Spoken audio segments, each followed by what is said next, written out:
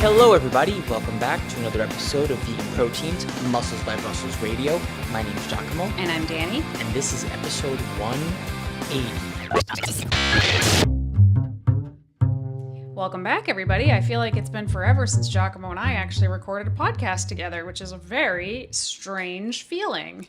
It is, and we have more podcasts like that on the horizon because we're going to be doing some interviews with vegan, strong, plant-built athletes as they're getting closer to competition time, both in September in Tampa and in October in Atlantic City. Yeah, so if there's any plant-built members that you would like to see us or hear us, in this case, interview, let us know. I know we've had a few people on before, but who do you guys want to hear from? Let us know. And also, what have you been thinking about the other podcasts? I know I've been having fun chatting with other folks. I imagine you must be too.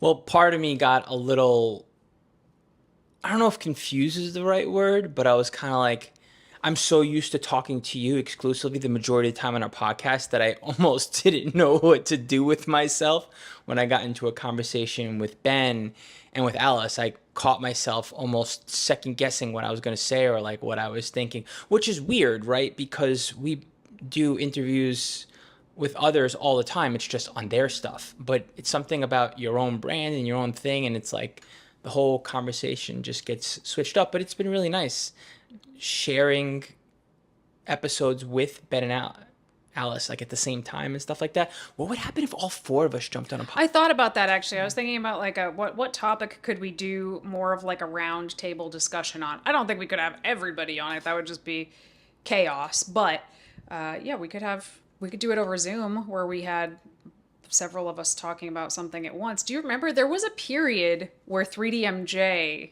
like when they started their podcast, it was all of them on the podcast every time before they started breaking it down into being like Andrea interviewing and then two of the team. And I actually think that's a really good format. Ooh, Christina might be a good interviewer. Just a thought. And a lot of you guys really loved the podcast that Christina was on too, and that was very unique.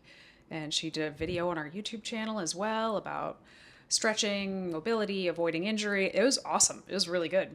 So yeah, my brain is swimming with all kinds of ideas on how we can utilize the fact that there are many more of us now than there was a year ago. yeah, I'm still getting used to it because, I always had this idea that like, oh, as our team grows, like things will get easier for me personally, right? Like, as we have more coaches, for example, I wouldn't have to take on so many people. 𝐬𝐿𝐫𝐿 wouldn't have to take on so many people, which I guess very technically that could be true, but that's not actually how it works. Like we still have the same number of clients that we had before. And now we have all of these new responsibilities of having a team and what that entails. So it's just interesting how as we grow, which is so exciting to see our team grow, and more than that, our community grow, the engagement with different people growing. It's awesome, but it just brings new fun and interesting things to learn, I guess. So I always love it when we hear your feedback about particular episodes. Some of you shoot me a message on Facebook or on Instagram, even email us and let us know what you think. Those always make my day. Because like I said, podcast metrics are really hard to decipher, although they're getting a little bit clearer. You'd think that wouldn't have been that hard, but I digress. What do we have going on? Okay, so when this comes out, it's going to be next week. I am gearing up to head down to Atlanta. Didn't you just get back from Atlanta? Why, yes, I sure did.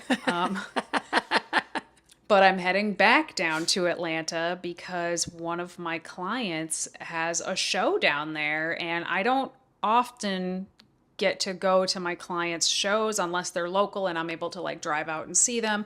I don't usually get to be there, but I decided I was going to go down for this one. Her name is Rachel, Vegan Muscle Machine, I believe on Instagram is what her name is now, and she has had one hell of a journey to the stage, and her first show is actually in like 3 days. Talk about what she looks like, right? That's what everyone really cares about. The past 3 weeks, my gosh, she changed so much. She was getting better and better and better. And I was like, oh, cool. And I've been rooting her on the whole time. I'm seeing what actually you've done with considering, her. and Rachel may very well hear about this for the first time on this podcast, but I'm actually considering having her on to do a podcast so that we can talk about what her journey to the stage looked like. And I'll get more into it if we decide to do that. But it's really interesting because I don't think she started from like an athlete's advantage. Like so many successful bodybuilders were already athletes for a long time. And she did all the right stuff. That's the only way I can put it. She did a lot of stuff that other people are not willing to do to get to where she is. And I think it would be a really interesting episode if you're open to it, Rachel. Anyway, but what are we actually talking about today? Fun. We're talking about having fun. I'm out. I don't do fun. I'm just kidding. I'm a blast, guys.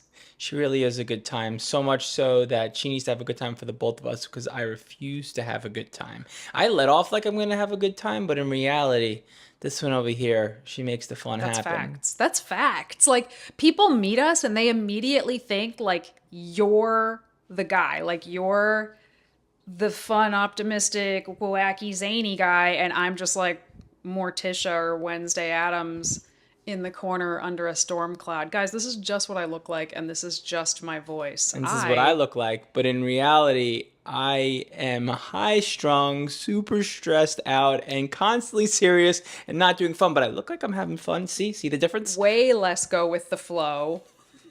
That's not true. It is. As long as going with the flow involves not having fun, I'll go with the flow. You know, I certainly can be all of those things: high-strung, neurotic, serious. But I've worked really hard in my life to be less like that. So Good job.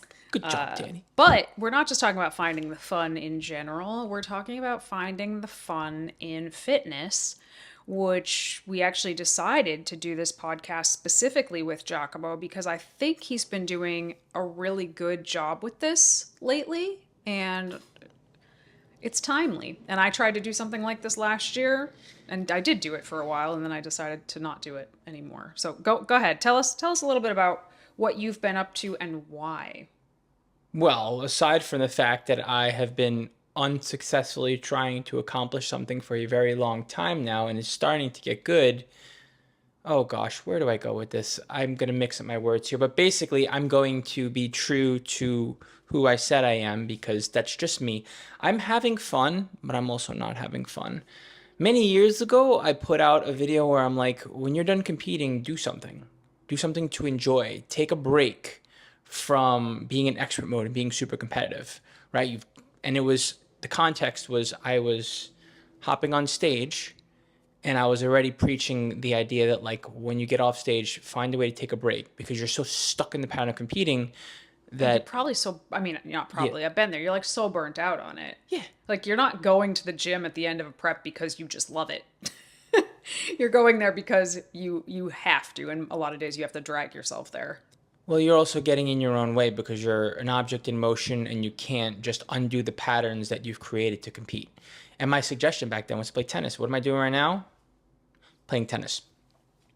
What am I not doing right now? Playing tennis. Because once upon a time, 𝐬𝐿𝐫𝐞 embarrassed me so badly at a gym. Let me back up. 𝐬𝐿𝐫𝐞 played tennis in college, like college level tennis. Wait, pause. We were the worst team out of all of the Division I teams. We still are, and I was not a starter, and I didn't start one single game. I was a bench warmer, so I'm not that good. And yet 1,000,000,000% better than I had never even held a racket, okay, in my life. And he didn't just play tennis, he also played handball, wall ball, what's it called? Paddleball? Paddleball? Yeah. Thank you. See? Do you see this? Pickleball wasn't even like, I mean, it existed, but nobody was doing it back then. Now it's all the rage, right?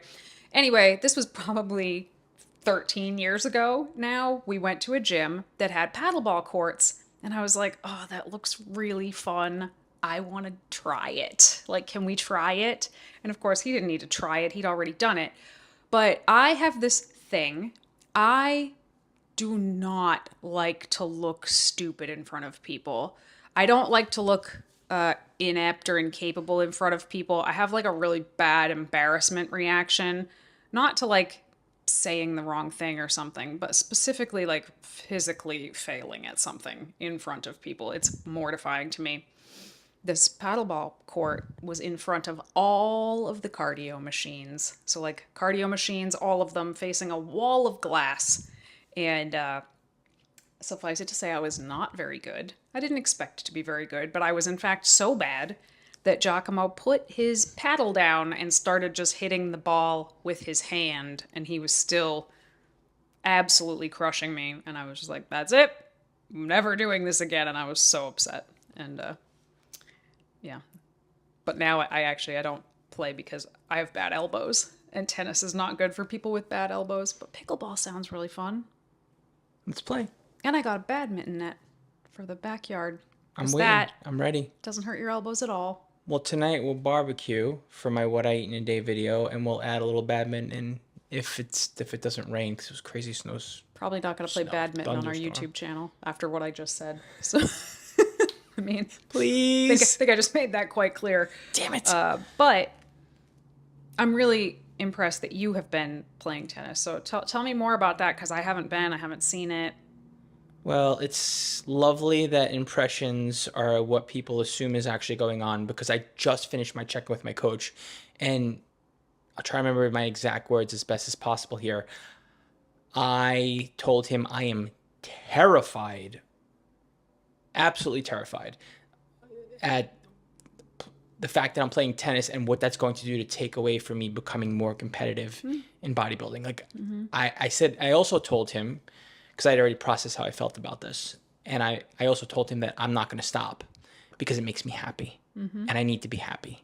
Although I am also miserable and worried about the potential fact that this is going to sabotage my bodybuilding goals. Because as it's been, like I've been training 12 years in a row. I've spent 25 years of my life focused on competitive bodybuilding, and many of those years competitive bodybuilding. And I've been unsuccessful at winning the way that I want to win. And it's like, how do you become an expert at something? You have a singular focus on that thing. It doesn't matter if the odds are stacked against you or they're for you. If you want to get good at something regardless, you have to focus on that one thing. What am I doing? 60 minutes worth of tennis a day, match play. And a day? Sorry. Like twice a week, right? No, once a week with the 60 minutes of match play. But also once a week, I'm going to add in 60 minutes of drills, meaning there's a ball machine spitting out balls at me and I'm going to hit them. I don't think that's that big of a deal. If you were doing tennis for like 2 to 3 hours a day, yeah, that would be disastrous for your bodybuilding Listen, goals. I worried about these things as a teenager. I'm like, one of my arms is not measuring as big as the other. I know it's my swinging arm. My back muscles are sore when I'm trying to play. I'm doing my cardio and I'm too fatigued to work out. I'm not recovering as well. That's like the stuff I start to think about now. Like I could go on and on. I have way too many thoughts about this and way too many feelings about this. Like, again, to the point, like I can't have fun. It's a problem. But you know, in reality, I'm still going to do it. I'm happy about it. I appreciate the vote of confidence here. Freeze. What? So why are you doing it? You just explained all the reasons why you hate doing it and you're afraid of doing it and you're miserable, I think was the exact quote you used, doing it. We are doing a podcast about finding fun in fitness. So please put that all together and make it make sense for me. Because it's all the more reason to face my fears, to challenge myself, to figure it out, and to trust that I can pull back when it comes time to. This, basically, what I am being so transparent about is what focusing on one thing can do for you when you're all in and you're going all out and you're suffering and you think you're having fun because you're goal driven and you're looking to achieve something and you know that it requires sacrifice and suffering. But at what point are you shooting yourself in the foot? So here I am, right?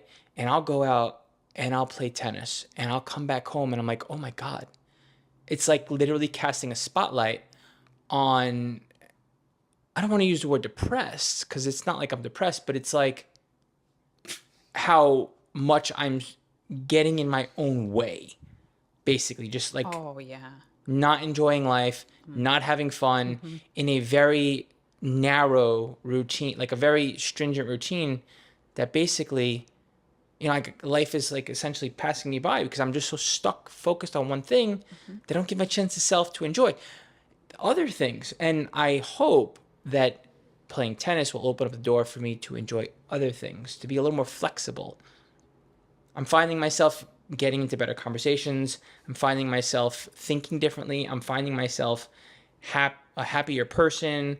I mean, I could keep going. I can't overstate the benefits that I've already experienced in under a month just by allowing myself, giving myself permission to do things a little differently, even though the fear is very much so real. So, okay. First of all, I would agree with everything you just said. Significantly more fun and more pleasant. I can do something about that. But, you know, what I'm hearing from that is that constantly doing things the most efficient and effective way possible does in fact have its costs. And even though we all like the idea of efficiency and being as effective as possible at all of these different things, if you are, listen, man, if you are not having a good time, what's the point? And I would say that about bodybuilding 100%. And at the end of a lot of really intense goals or after a certain number of years, sometimes what you've been doing the whole time is not bringing you the same happiness that it once was. And you don't have to just keep sticking it out because for some reason in your mind, this is the thing that you have to do. Like, you can pivot, you can change or subtract or add to things, because at the end of the day, first of all movement is good movement. All movement is health promoting. So it doesn't have to be one thing or the other thing. But at the end of the day, like, this is it. This is it. If you're not having fun, if you're not even trying to have fun, what's the point? Exactly. Did I follow you? I appreciate your perspective, and I think that there's a lot of truth to it. For me, it started with realizing that my cardiovascular health could be better. And I've spent so many years, again, compromising. And at what point is the cost that you pay to try to be good at something no longer benefiting you? Like, you've actually created something that is a net negative. So by me saying to myself, okay, well, I shouldn't do as much cardio. Yeah, that's all well and good, but there's a limit there. At some point, you wind up shooting yourself in the foot. Your cardiovascular endurance suffers. You're not as agile of a person. You don't have the same level of endurance. You've convinced yourself that this is okay because gains. Well, the question is, and I think you have to ask yourself this over and over and over again, what is the goal? What's the goal? So I'm asking you, what's the goal?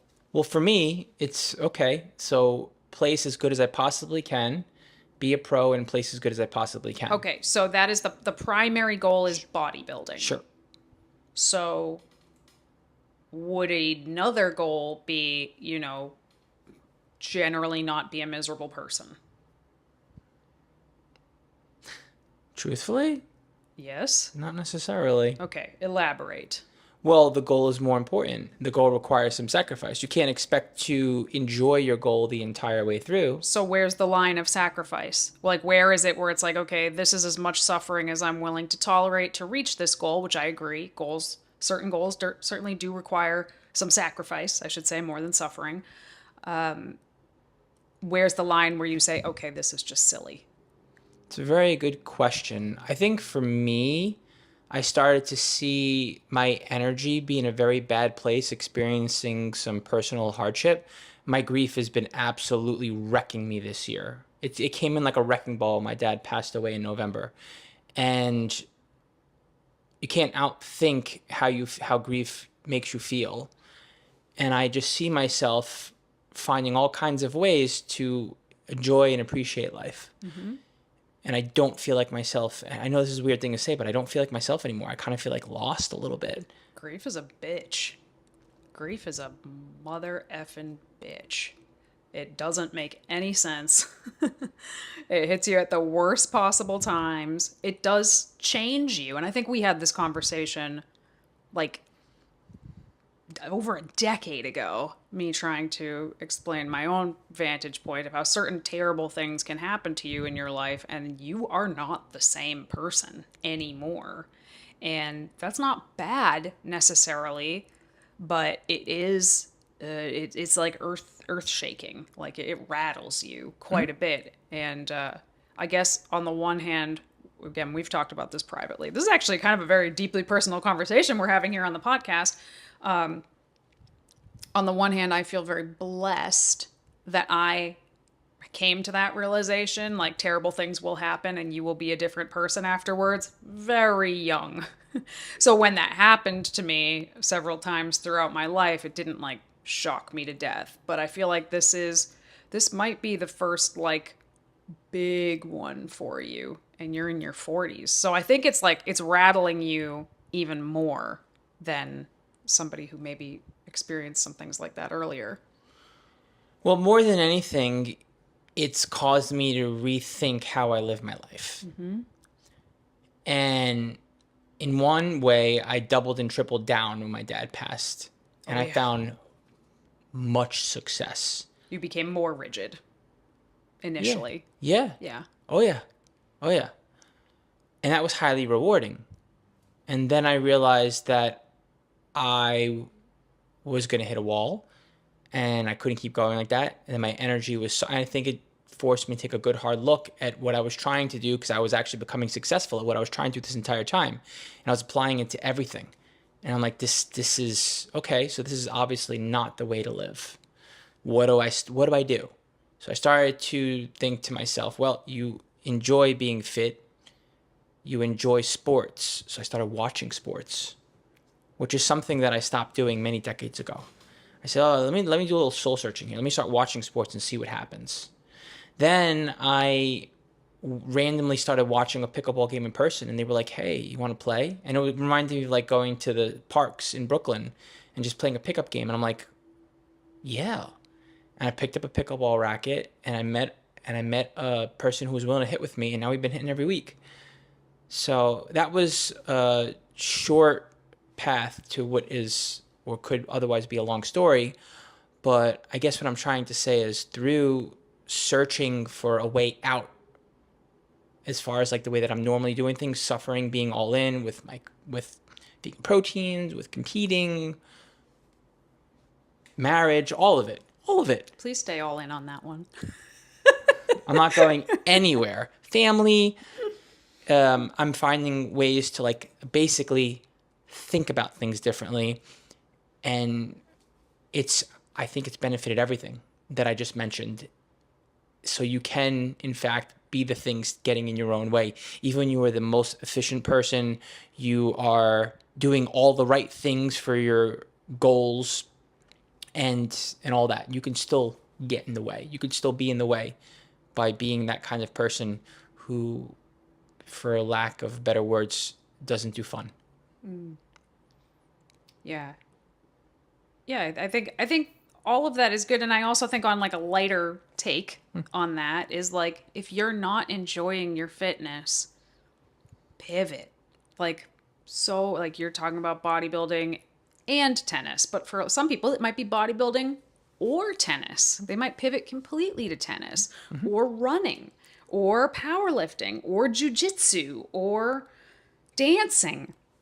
Like, really, as long as you keep moving, and I do think everybody should be strength training in some way, but it doesn't have to be 5 days a week, body part splits, an hour at a time. Like, you can do all your strength training in like 2 30-minute sessions if you wanted to, and that would be enough, supplemented with other types of exercise.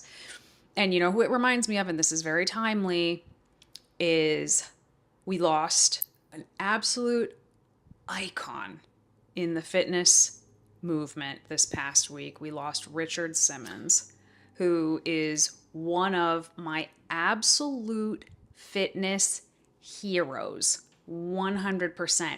And do you know how he got people to get off their butts off the couch and move? By making it fun. He was so ridiculous. He was completely over the top, always in a bizarro costume, just being super silly. Nothing that he was doing was hard. Nothing he was doing was advanced. The people in his workout videos were totally normal people. Young, old, thin, fat, short, tall, all types in his videos, just up and moving and having a good time. And that man took so much shit from so many people for being so flamboyant and over the top and very, very out in a world that was not ready for somebody to be that out. But he didn't look like a muscle bound, shredded dude. And he was talking primarily to people that had horrible relationships to food and were generally very overweight and had tried and failed and tried and failed and tried and failed again. And he brought no judgment to them. He listened to them. He cared about them. So many stories of him calling these women on the phone and talking to them for an hour at night just to see how they're doing. Just like, my God, what a hero. I love that man. And if you have not seen his 10-minute bit on Whose Line Is It Anyway, that's definitely worth the watch. Hero who got millions of people moving solely by having fun. Yeah. And then you take that attitude and you apply it towards doing some really incredible things. No one's saying to do 10 things in a half-assed way. Thank you. You can. Like, You that's can, better and- than nothing. Exactly. You can do that. You can also do a couple things really well or one thing really well and switch the things that you're doing really well from, or want to do really well, I should say, from one thing to the next. You could do that too. But it's the attitude. It's what gets you there, and it's what keeps you going. It's also the goal. Like, ask yourself, what is the goal? What is your primary goal? If your primary goal is just to move your body and have fun, then you can do whatever you want. If your primary goal is bodybuilding, but also you need to pepper in a few other things, like you love hiking or something, you're going to need a little bit of a strategy for that. But a lot of things can be done. So, look at triathletes. They run, they bike, they swim, they do all the things, and they do it because it can be done. There are lots of, look at Greg Doucette, Coach Greg. He is a great bodybuilder.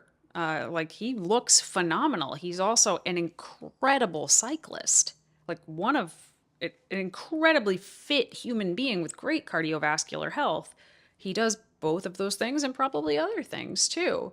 But if you're hating your workouts, you have to re-examine the goal. Like if this workout is required to get you to this goal, change the goal or change your attitude. But if it is not required to get you to that goal, do something else that you like more. Right. There's no shame and there's no reason to be guilty about assessing, because Danny's saying it in a matter of fact kind of way, I think, because the words are coming out like that to me. It's like, well, if you're hating something, but getting to that realization, having that aha light bulb moment is a little bit harder when you're so convinced that what you're doing is what you need to be doing or should be doing, or you're just like used to it. So it can be a little jarring to unearth, uproot, start to like look at what you're doing and be like, oh crap, like, is this how I should be doing it? Am I really enjoying? And sometimes you may not even realize that you are hating your routine until you stop, take a break, or do something else, or pepper in something else. After the fact is when you might have that actualization, realize how things do in fact feel. So I talked about this in the last couple of years. I was really struggling with my regular bodybuilding workouts at the gym. Like, I was just struggling to get myself there. I just wasn't excited to go for a while. I was going here and there, but I wasn't like going like I had been years before. So I signed up at my friend's gym who has classes. I've talked about this a lot. I loved the community she had there of strong, badass women. I don't have much of a social life here outside of my family. I have friends all over the country that I get to see when I travel, but I don't have a lot of friends here. And I was like, well, these are totally different. This is a totally different type of training than what I normally do. It was a lot of like jumping around and short rests. And it's like, okay, well, I suck at those things. So let's give it a shot. And I did it. I went there for probably like 15 months or something, other than when we were out of town traveling. And I got better at a lot of those things and I found some value in it. But I knew that I was doing that at the expense of making forward progress on my own hypertrophy muscle building goals. I didn't backslide. I don't think I would have been able to tolerate that. I did not backslide, but I also did not move forward. And I knew that I wouldn't because I know what is required for that goal. And those classes, fun though they may have been, were not it. We were lifting, but not in a way that actually encouraged hypertrophy.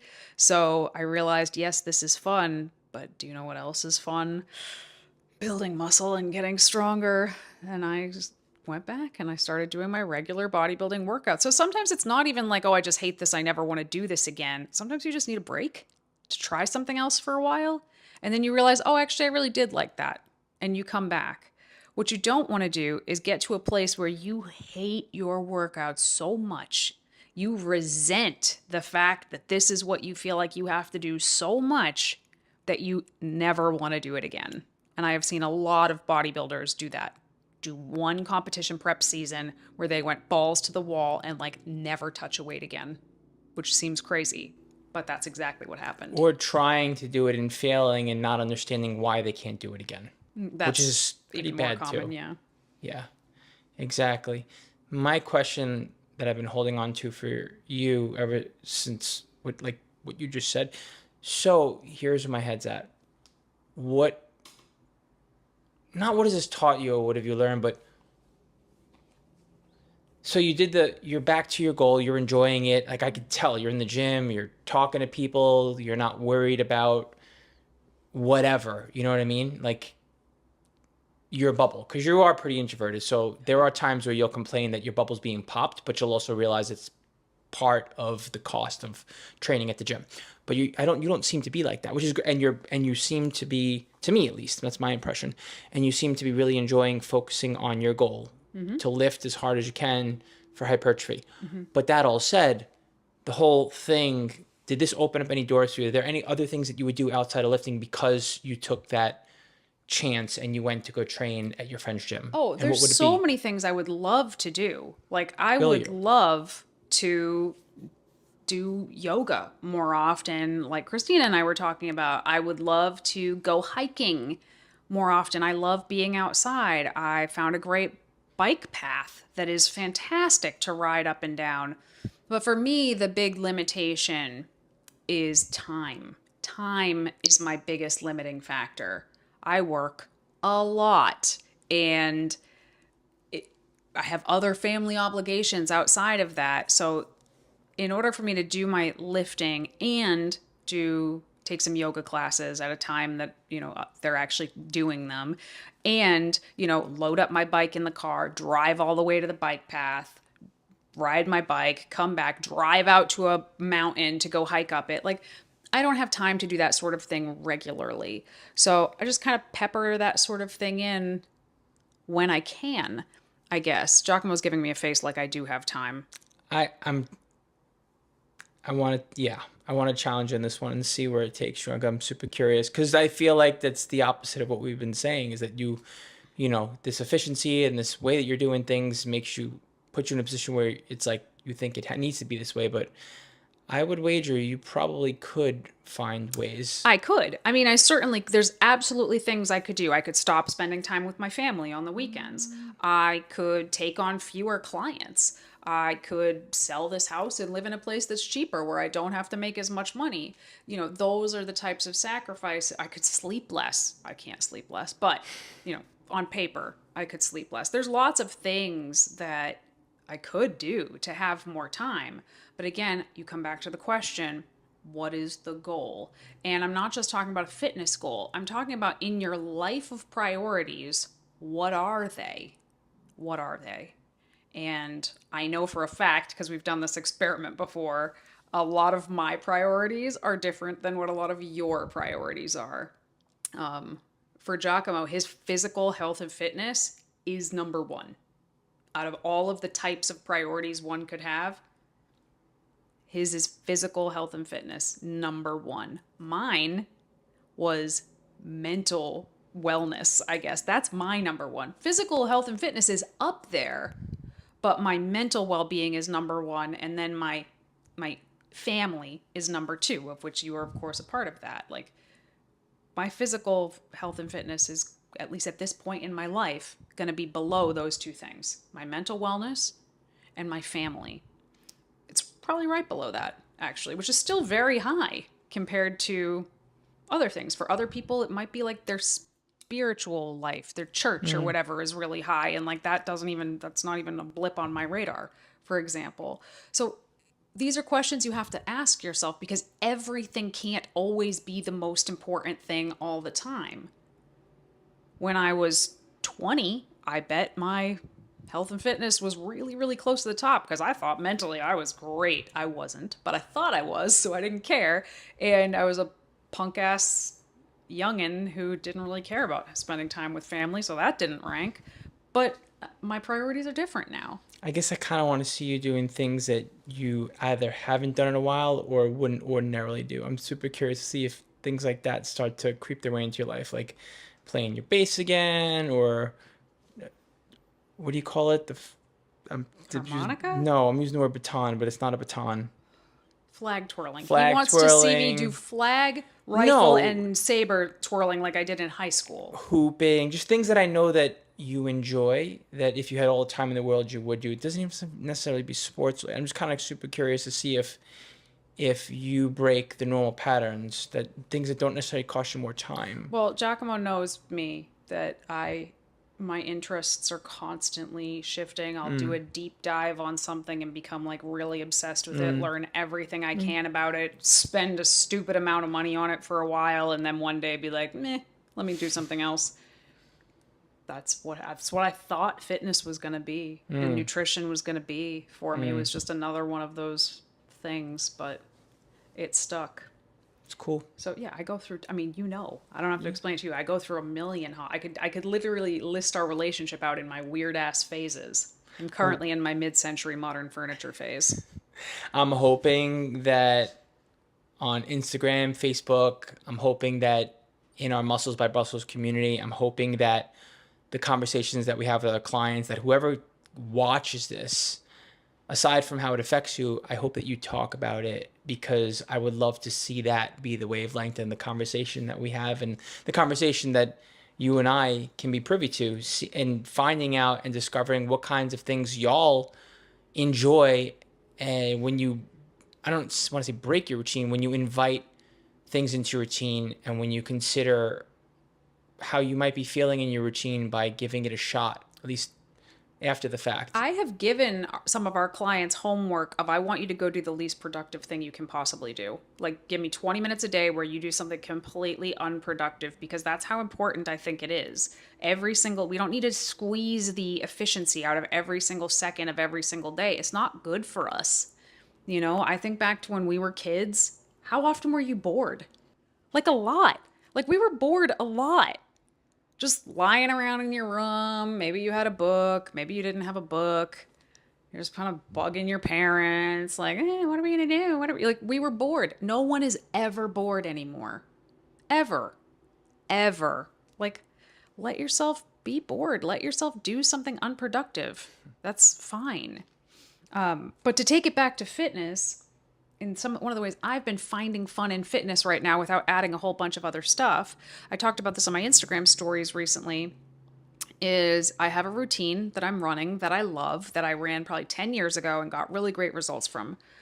But 10 years ago, I had more time and fewer responsibilities, so I ran it 5 days a week. Lower body 1 on Monday, back and delts on Tuesday, rest Wednesday, blah, blah, blah, blah, blah. It's great. It's very hard. It's a high volume-ish routine, but I'm running it again, but I don't have that kind of predictability in my schedule, and I don't have 2 hours 5 days a week that I can dedicate to that. So I have been just running it in order, even if it takes me, instead of taking me 7 days to get through all 5 days of training, if it takes me 8 or 9 or 10 days to get through it, then that's what it takes me. And it has made going to the gym much more pleasant, something I look forward to more, because I don't constantly feel like I'm behind or failing or not doing enough. It's encouraging me to listen to my own body's recovery, which I'm getting much better at. Because again, when I was younger, even if I wasn't recovered, if it was Wednesday and that was bench day, guess what? We benching, even if we're not recovered. And now I'm kind of waiting till I feel more recovered based on certain metrics. And not only is it much more fun to me, I'll tell you why it's more fun to me. I'm making insane progress. Insane progress. I'm hitting PRs on stuff I haven't hit a PR on. What was the last one? 2016? I hit a bicep curl PR last week, and I haven't hit any bicep curl PR since 2016. That was 8 years ago. I could list like 8 to 10 exercises that I've hit big PRs on in the last couple of months by doing it this way. And it's hard. I mean, I wouldn't program it for an athlete this way. That'd be really hard to program, other than to just say, hey, here's your routine. Run it in order and let me know how it goes. And maybe I'll try that at some point in the future, especially with my clients that are, my age or older. If somebody can handle that kind of loose structure, because not everybody can. 10 years ago, I wouldn't have been able to handle that. I would have been like, what? No, tell me when to go and what I need to do. Tell me if I'm recovered. Am I recovered? But now I know if I am or not, and I'm able to make progress I didn't think I'd be making at this point. So it's way more fun. So effective programs are fun. That's fun for me. So, have we talked about this enough? Is there anything else you want to add to this conversation before we wrap it up? Just that the finding fun in fitness can also translate to other areas of your life. Like Giacomo said, he's been a happier, more well-adjusted human being since he started doing this. Because, yeah, if you have a stick in your ass about one thing, you probably have a stick in your ass about a lot of things. So, step 1, remove stick. Step 2, celebrate. Balance is something we talk about all the time. It's something everybody talks about all the time. Finding balance is not something that you wake up and just find under a rock. It's something you have to create, and it's something that it is not a set it and forget it. It needs to constantly be checked and monitored. And sometimes you'll lean a little harder in one direction or another, and that's okay. But, try to catch yourself before you lean too hard into one direction and lose everything else that makes you you. Don't have to be the hard fitness industry people to be getting people kick-ass results. That's not the only way. That's not the only attitude and only approach. And honestly, it's the wrong one long term. It just is. I'll just go out and say it. And using the word balance and using the word flexibility and talking about all that doesn't mean to not chase a goal and be soft. It sounds so foo-foo. We just got to find balance and be flexible. And then you have the other camp that's like, crush it. You can sleep when you're dead. And it's like, nope, that is not the way. That might be the way to get you to a goal in 6 months, but let's see where you are in 6 years. Exactly. And as people who have now been in this industry for him even longer than me, 20 years, let's say, we have seen a lot of those do or die people come and go in a blink of an eye. And what will they do to the others that they're putting that on? And the ones who have stuck around either were always of a more flexible mindset, or they got there and they realized that other approach didn't work. And that's the only reason that they are still here. All right, everybody. Thanks so much for tuning in to another episode of Vegan Proteins Muscles by Brussels Radio. If you are interested in any kind of one-on-one coaching, we have the links in the show notes, or you can go to VeganProteins.com and fill out a coaching application. You will definitely hear back from one of us within a business day. Follow us on social media, YouTube, podcast, Instagram. I'm Vegan Proteins. He's Muscles by Brussels. And if you have any questions, shoot us an email, coach@veganproteins.com. Once again, my name is Danny. And I'm Giacomo. And we'll talk to you next time. Bye.